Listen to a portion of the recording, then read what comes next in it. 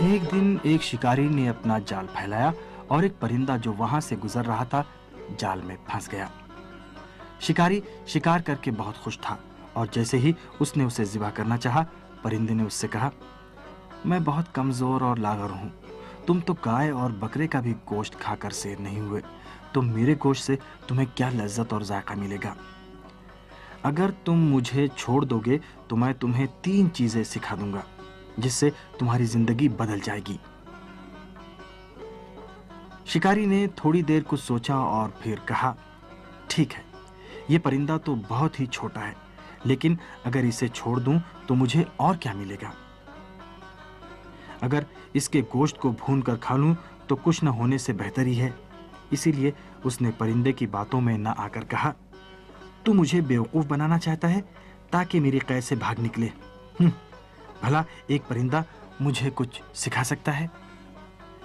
پرندے نے کہا، ٹھیک ہے، تم جو چاہو سوچو، لیکن پہلی نصیحت تمہیں اسی وقت جب میں تمہارے ہاتھوں میں قید ہوں کیے دیتا ہوں، مگر دوسری نصیحت اس وقت کروں گا جب درخت کی شاخ پر ہوں گا، اور تیسری نصیحت اس وقت کروں گا جب آسمانوں میں پرواز کروں گا۔ اگر پہلی نصیحت تمہیں اچھی نہ لگی تو تم مجھے حلال کر کے کھا جانا۔ یہ بات سن کر شکاری نے کہا کہ ٹھیک ہے، میں تمہاری بات مان لیتا ہوں۔ پرندے نے کہا، پہلی نصیحت یہ ہے کہ کبھی بھی کسی محال چیز پر یقین اور بھروسہ مت کرو۔ شکاری کو پرندے کی یہ نصیحت بہت اچھی لگی اور اس نے اسے رہا کر دیا۔ پرندہ اڑ کر درخت کی شاخ پر بیٹھ گیا، پھر بولا، کبھی بھی گزری ہوئی چیز پر افسوس مت کرو۔ شکاری کو پرندے کی ذہانت اچھی لگی اور بے صبری سے تیسری نصیحت سننے کا انتظار کرنے لگا۔ پرندے نے کہا، اے شکاری، میں نے تجھے جھانسا دے دیا ہے۔